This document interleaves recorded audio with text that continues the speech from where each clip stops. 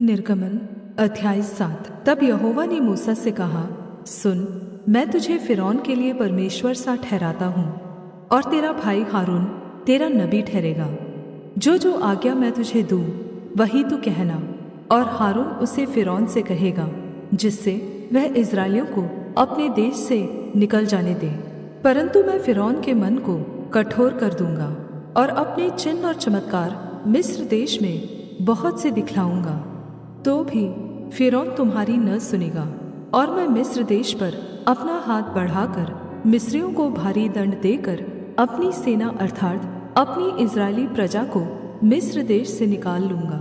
और जब मैं मिस्र पर हाथ बढ़ाकर इस्राएलियों को उनके बीच से निकालूँगा, तब मिस्री जान लेंगे कि मैं यहोवा हूँ। तब मूसा और हारून ने यहोवा की आज्ञा के अनुसार ही किया।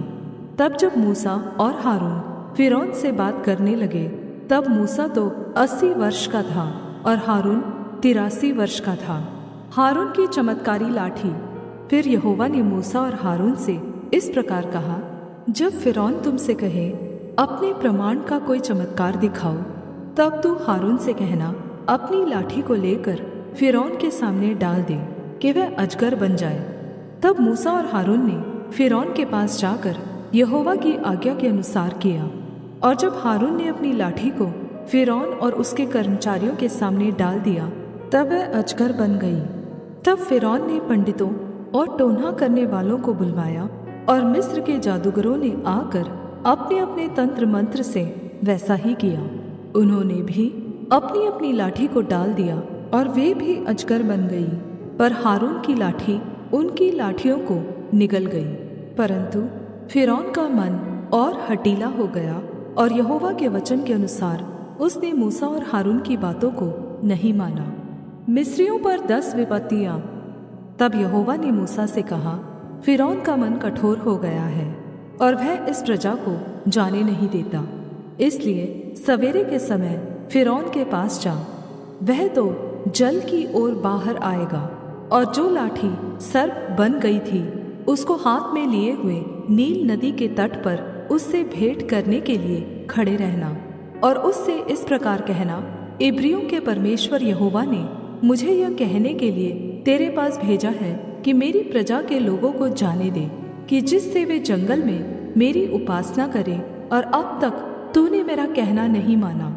यहोवा यह कहता है, इससे तू जान लेगा कि मैं ही परमेश्वर हूँ। देख, मैं अपने हाथ की लाठी को नील नदी के जल पर मारूंगा, और जल लहू बन जाएगा, और जो मछलियाँ नील नदी में हैं वे मर जाएंगी, और नील नदी से दुर्गंध आने लगेगी, और मिस्रियों का जी नदी का पानी पीने के लिए न चाहेगा।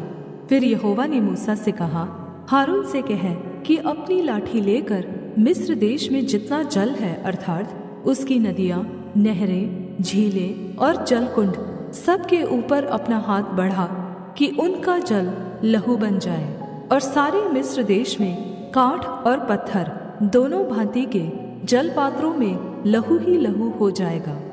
प्रथम विपत्ति, जल का लहू में बदलना।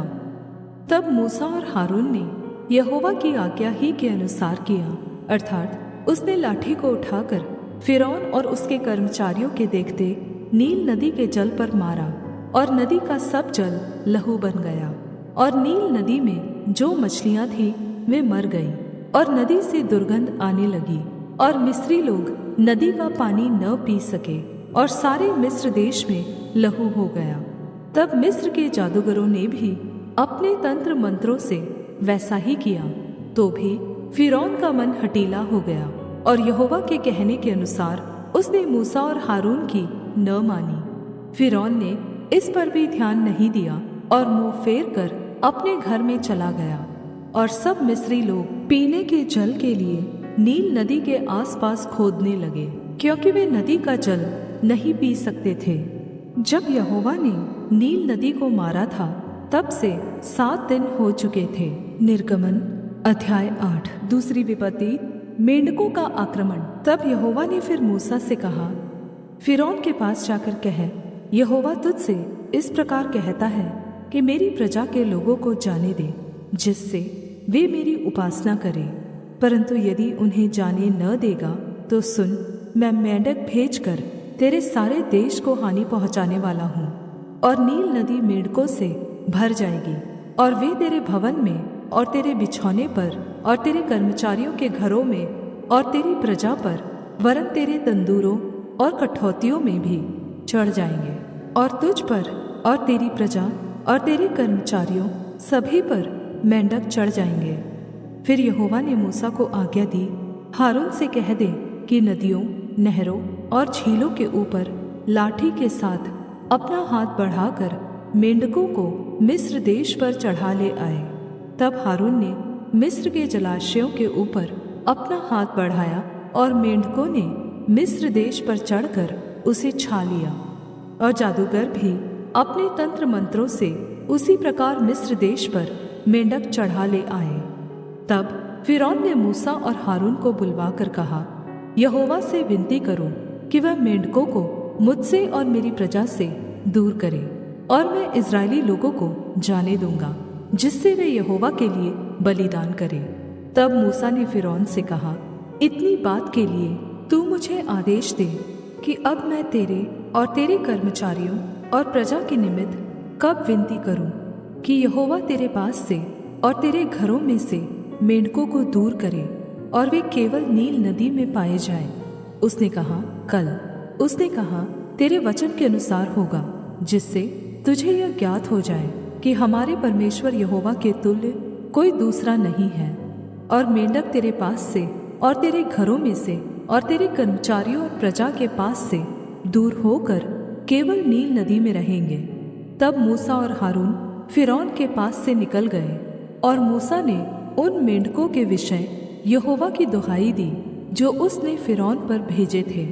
और यहोवा ने मूसा के कहने के अनुसार किया, और मेंढक घरों, आंगनों और खेतों में मर गए, और लोगों ने इकट्ठे करके उनके ढेर लगा दिए, और सारा देश दुर्गंध से भर गया।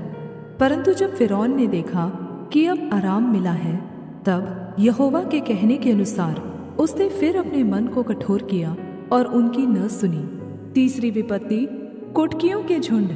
फिर यहोवा ने मूसा से कहा, हारून को आज्ञा दे, तू अपनी लाठी बढ़ाकर भूमि की धूल पर मार, जिससे वह मिस्र देश भर में कुटकियां बन जाए। और उन्होंने वैसा ही किया, अर्थात हारून ने लाठी को ले हाथ बढ़ाकर भूमि की धूल पर मारा। तब मनुष्य और पशु दोनों पर कुटकियां हो गई, वरन सारे मिस्र देश में भूमि की धूल कुटकियां बन गई। तब जादूगरों ने चाहा कि अपने तंत्र मंत्रों के बल से हम भी कुटकियां ले आए, परंतु यह उनसे न हो सका, और मनुष्यों और पशुओं दोनों पर कुटकियां बनी ही रही। तब जादूगरों ने फिरौन से कहा, यह तो परमेश्वर के हाथ का काम है।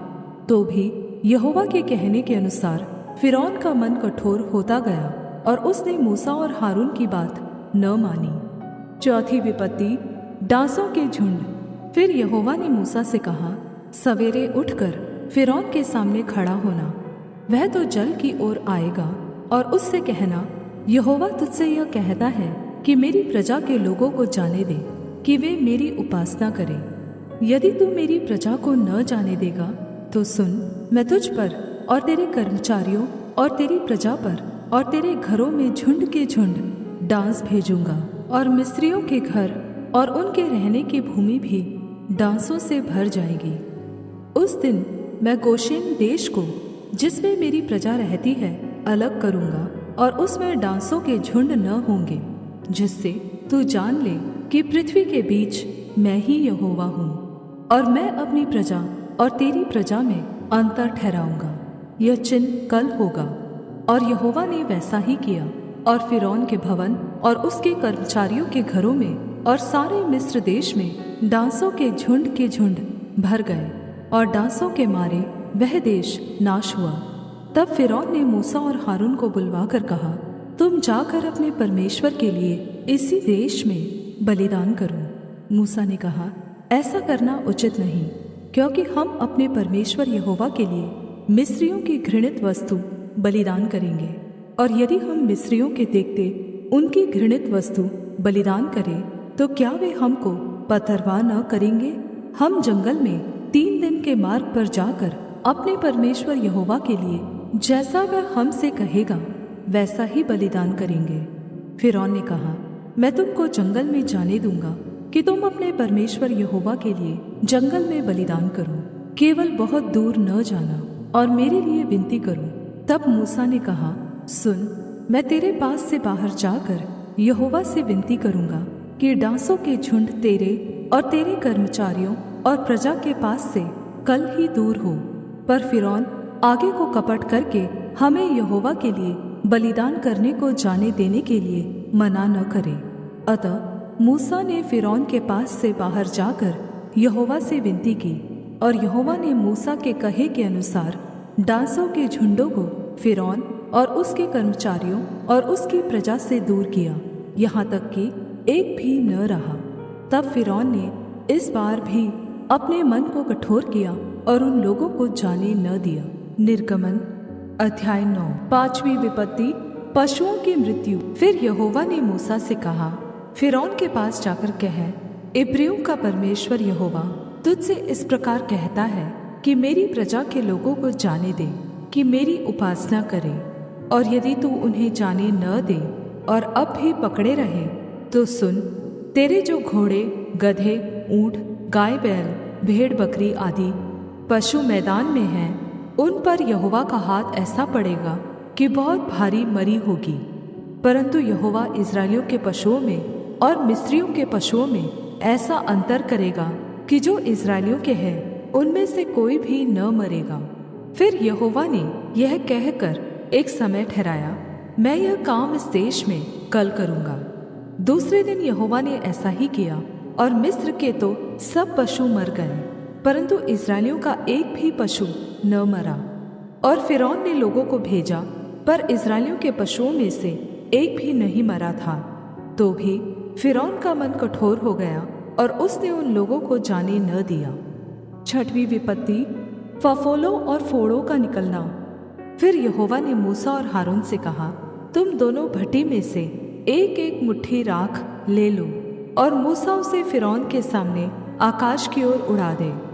तब वह सूक्ष्म धूल होकर सारे मिस्र देश में मनुष्यों और पशुओं दोनों पर फफोले और फोड़े बन जाएगी। इसलिए वे भट्टी में की राख लेकर फिरौन के सामने खड़े हुए, और मूसा ने उसे आकाश की ओर उड़ा दिया, और वह मनुष्यों और पशुओं दोनों पर फफोले और फोड़े बन गई। उन फोड़ों के कारण जादूगर मूसा के सामने खड़े न रह सके, क्योंकि वे फोड़े ऐसे सब मिस्रियों के वैसे ही जादूगरों के भी निकले थे। तब यहोवा ने फिरौन के मन को कठोर कर दिया, और जैसा यहोवा ने मूसा से कहा था उसने उसकी न सुनी। 7वीं विपत्ति, ओलों की वर्षा। फिर यहोवा ने मूसा से कहा, सवेरे उठकर फिरौन के सामने खड़ा हो और उससे कह, इब्रियों का परमेश्वर यहोवा इस प्रकार कहता है कि मेरी प्रजा के लोगों को जाने दे कि वे मेरी उपासना करें, नहीं तो अब की बार मैं तुझ पर और तेरे कर्मचारियों और तेरी प्रजा पर सब प्रकार की विपत्तियां डालूंगा, जिससे तू जान ले कि सारी पृथ्वी पर मेरे तुल्य कोई दूसरा नहीं है।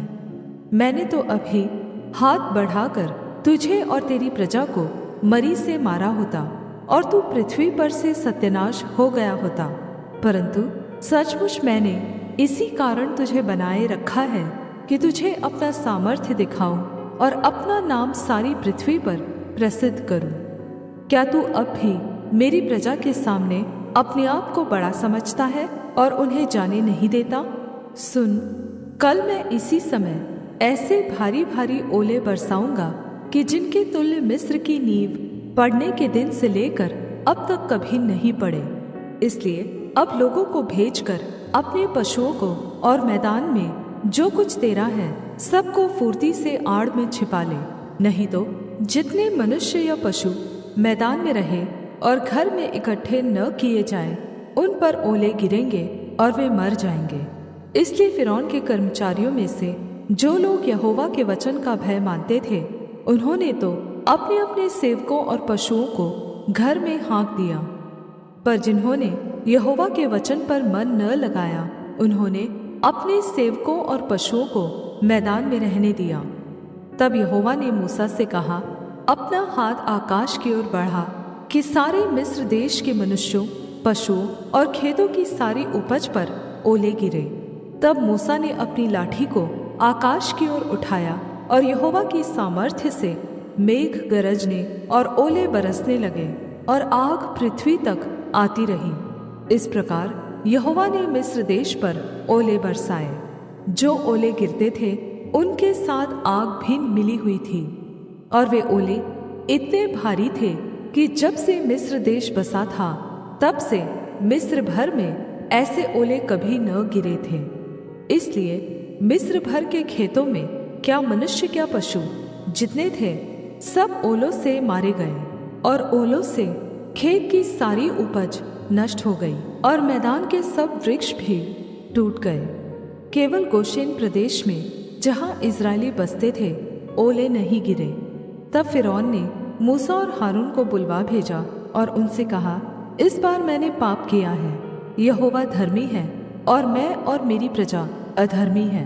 मेघों का गरजना और ओलों का बरसना तो बहुत हो गया। अब यहोवा से विनती करो, तब मैं तुम लोगों को जाने दूंगा और तुम न रोके जाओगे। मूसा ने उससे कहा, नगर से निकलते ही मैं यहोवा की ओर हाथ फैलाऊंगा, तब बादल का गरजना बंद हो जाएगा और ओले फिर न गिरेंगे। इससे तू जान लेगा कि पृथ्वी यहोवा ही की है। तो भी मैं जानता हूँ कि न तो तू और न तेरे कर्मचारी यहोवा परमेश्वर का भय मानेंगे। सन और जौ तो ओलों से मारे गए, क्योंकि जौ की बालें निकल चुकी थी और सन में फूल लगे हुए थे। पर गेहूं और कठिया, गेहूं जो बढ़े न थे, इस कारण वे मारे न गए। जब मूसा ने फिरौन के पास से नगर के बाहर निकलकर यहोवा की ओर हाथ फैलाए, तब बादल का गरजना और ओलों का बरसना बंद हुआ और फिर बहुत मेघ भूमि पर न पड़ा। यह देखकर कि मेघ और ओलों और बादल का गरजना बंद हो गया, फिरौन ने अपने कर्मचारियों समेत फिर अपने मन को कठोर करके पाप किया। इस प्रकार फिरौन का मन हठीला होता गया और उसने इस्राएलियों को जाने न दिया, जैसा कि यहोवा ने मूसा के द्वारा कहलवाया था।